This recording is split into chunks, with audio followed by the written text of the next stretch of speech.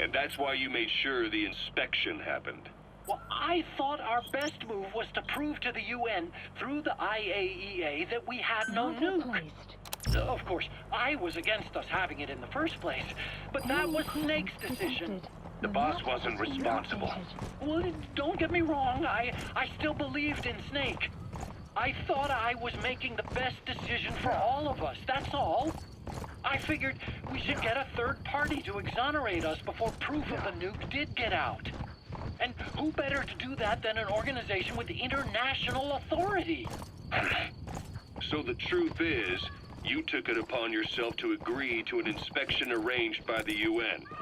Only the inspection was a ruse, and Cypher Strike Force XOF showed up instead. I had no idea that would happen. Enough bullshit! Oh, sure, like I could have known. You know, I was just trying to prove our innocence to the world. What's wrong with that?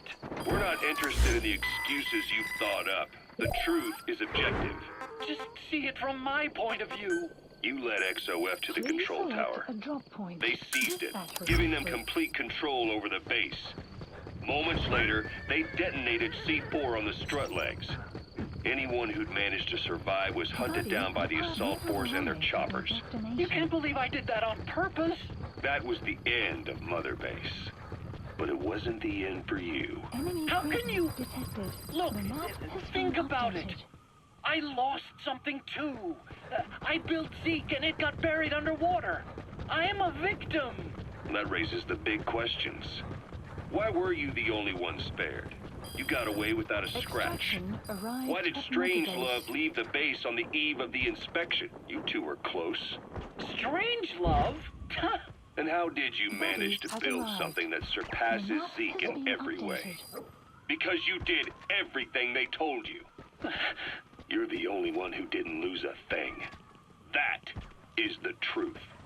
I was taken away against my will. Skullface forced me to do his research these past 9 years. He used me. I lost 9 years. 9 years? We all lost 9 years. It wasn't just you. I suppose blaming me makes you feel better, does it? But who's gonna give me back all the time I lost? You're not getting anything back. You're not a victim here, Emmerich. You're the perpetrator. I didn't know anything. Nobody can back that up. Yeah, all the evidence is at the bottom of the ocean. You know the hardest man to break? The type who's fooling himself. Supply drop complete. That takes time. It's easier to live a convenient lie than a painful truth. Is that the piece you've chosen, Doc? I'm not Analysis lying. Complete. Of course. Just let me check one or two Analysis things. complete. On that day, you were in the control tower with them. Lucky you. That's how you got out unscathed. And you escaped on one of their choppers. Only you, right before the base went under. They had me blindfolded the whole time. I've never been so scared. The whole flight, I thought they'd kill me. But thinking of you kept me going. My comrades, all the way. And? There was a plane journey, then we traveled by road. When they finally took off the blindfold, I was in kind of a warehouse, on the floor. Afghanistan, it was that research lab. I couldn't believe they'd taken me halfway around the world. And soon enough, he came. Skullface.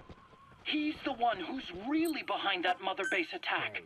He forced me into that research. What kind of research? He told me to build a bipedal walking tank for the Soviet Union. Like Peace Walker. A system that could fire an ICBM-class nuclear weapon. That's how the Sahelanthropus project got started. Sahelanthropus. Those AI weapons I'd made in Costa Rica were like toys by comparison. A whole world apart from reptilian four-legged crawling and that ridiculous hunched-over bipedal waddling. The map has My been design updated. evolved to the dawn of mankind. Sahelanthropus, the first steps towards humanity. An upright bipedal weapon system. You gonna extract him? This was going to be a manned weapons platform.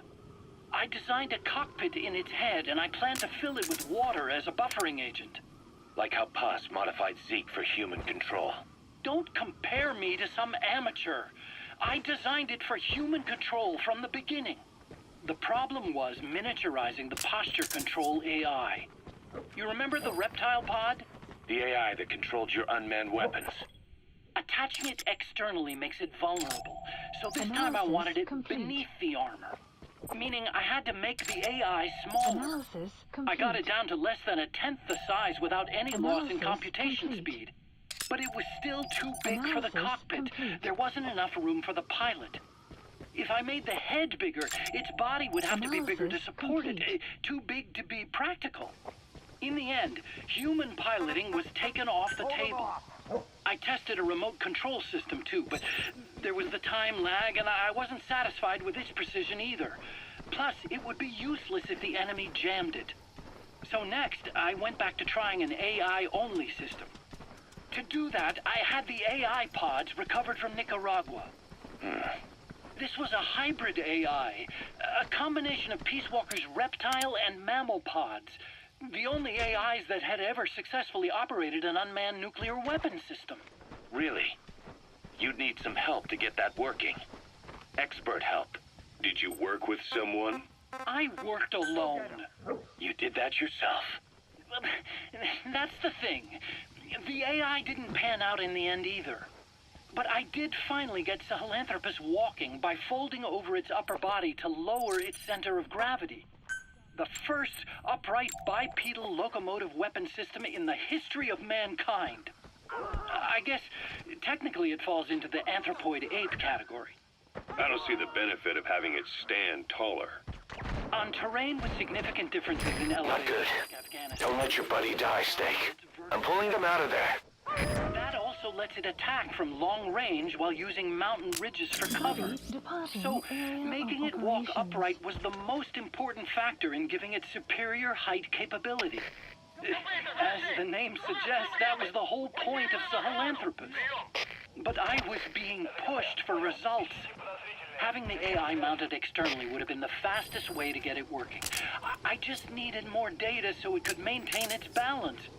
But Skullface refused to wait. He dismissed the idea of AI control and took Sahelanthropus away from me before I could finish it. But it was walking when it came after you. That's just it. I don't understand how Skullface got it to move upright, without a pilot or an AI. And walking at that speed, too. It's beyond anything I could have imagined. This is like the Wright brothers making it to the moon. He's coming too. Roger that. Just as clueless as you are.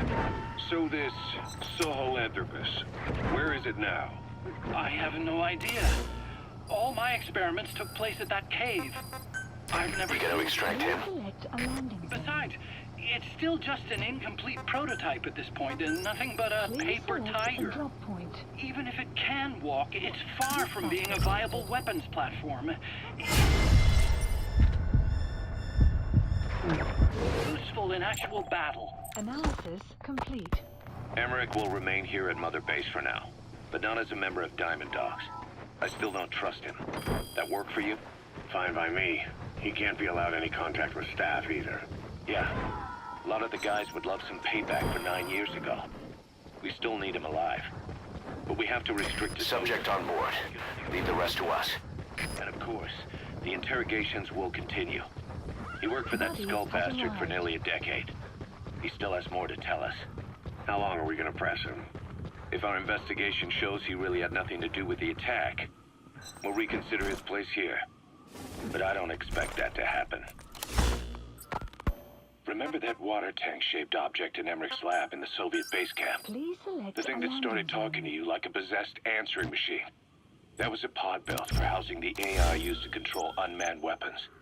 You remember, back in '74 in Costa Rica. It was in those machines you fought there.